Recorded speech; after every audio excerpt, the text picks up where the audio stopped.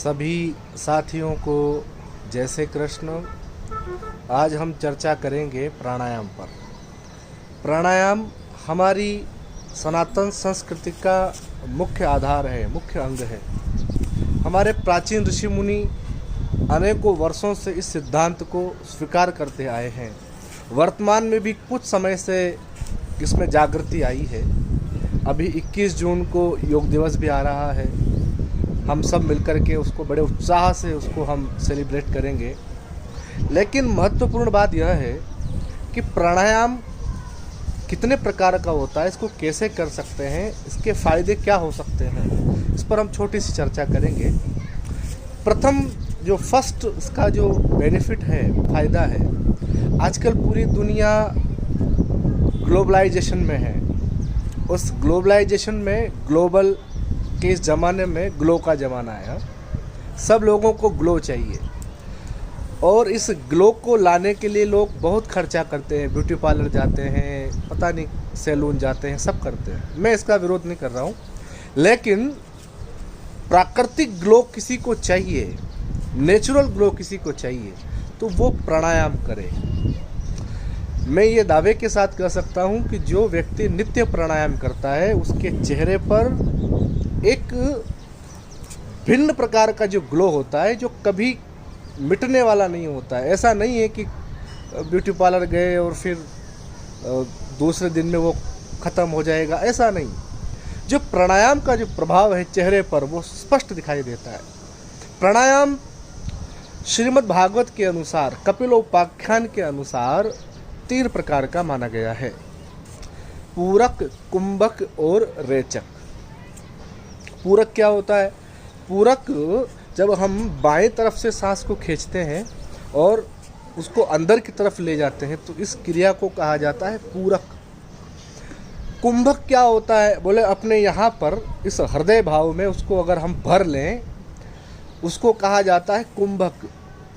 और दाहिनी तरफ से जब हम सांस को छोड़ते हैं तो उसको रेचक कहा जाता है।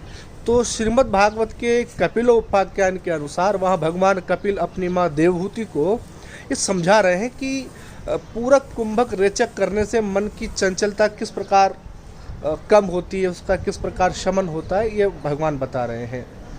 गैरंड संहिता में और भी इसके बारे में बताया गया है। ये 3 प्रकार के प्राणायाम है। इसके अंदर भी और 3 प्रकार हैं। क्या प्रकार हैं? उत्तम, मध्यम और नीच। अब आप लोग कहेंगे कि इसको हम कैसे जान सकते हैं कि हम जो प्राणायाम कर रहे हैं वो उत्तम प्रकार का है या मध्यम प्रकार का है या नीच प्रकार का है? तो इसके लिए शास्त्रों में जो वर्णन आया है वो ऐसा आया है कि जो नीच प्रकार का प्राणायाम है उसको करते समय हमारे शरीर में पसीना आएगा, स्वतः ही पसीना आएगा। चाहे हम किसी भी अवस्था में हो, शरीर बिल्कुल पसीने से हो जाएगा। इसका मतलब वो नीच लेवल में, मीन्स निम्न है। मध्यम क्या है? मध्यम में जब हम प्राणायाम करते हैं तो हमारी जो बैक है, कमर है, उसमें वाइब्रेशन होने लगता है, एक कपकपाहट सी होती है, वो होता है मध्यम प्रकार का प्राणायाम। और उत्तम प्रकार का प्राणायाम क्या है?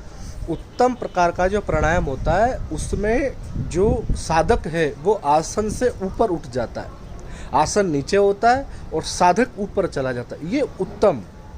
ये बहुत कठिन भी है, इसके और भी कई नियम होते हैं, लेकिन इसको जो कर लेता है वो सकल ब्रह्मांड में विचरण करता है, वो पूरे ब्रह्मांड में घूमता है। वो ये बैठे बैठे देख सकता है कि अमुक जगह पर अभी क्या क्रिया हो रही है। ये सब क्रियाएं उसी से होती है। श्रीमद् भागवत के देवहूति प्रसंग में हमारे सांसों की भी गणना आई। सांसों की गणना कितनी है? श्रीमद् भागवत के अनुसार, वो गरुड़ पुराण के अनुसार, एक मनुष्य एक दिन में 21,600 सांस लेता है। हाँ, अब किसी के कोई बीमारी है, दौड़ धूप करता है तो थोड़ा कुछ ऊपर नीचे होता है, लेकिन एक दिन में 21,600 सांस मनुष्य लेता है। हमारे शास्त्रों का मत है कि अगर व्यक्ति 1 मिनट तक सांस रोके तो उसकी आयु में वृद्धि होती है। और कितने समय की वृद्धि हो सकती है? अधिक से अधिक 12 मिनट तक की वृद्धि हो सकती है। 1 मिनट में भी इतना प्रभाव है। इसीलिए हमारे जो ऋषि मुनि होते हैं उनकी आयु बहुत लंबी होती है, क्योंकि वो अपने मन को जीतते हैं प्राणायाम से, अपनी आयु को जीतते हैं प्राणायाम से। इसलिए प्राणायाम का बहुत महत्व। प्राणायाम के कई फायदे हैं। पहला फ़ायदा तो मैंने भी आपको बताया कि चेहरे पे एक ग्लो होता है। दूसरा फ़ायदा होता है कि वो अन्न कम खाता है, लेकिन उसकी जो पावर है वो ज़्यादा हो जाती है, चलने की गति ज़्यादा हो जाती है, मन की चंचलता का शमन होने लगता है। ये सब प्रकार। और जो साधक लोग हैं उनके लिए तो प्राणायाम सिद्धियों को देने वाला होता है, सिद्धियाँ भी इससे प्राप्त हो जाती है। ये बड़ा महत्वपूर्ण है।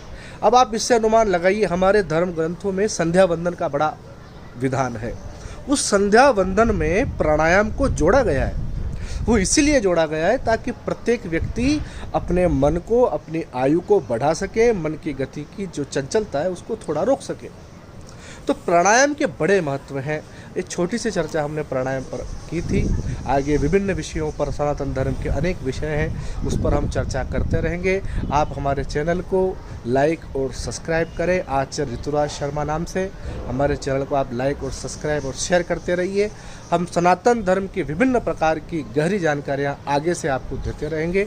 सादर जय श्री कृष्ण।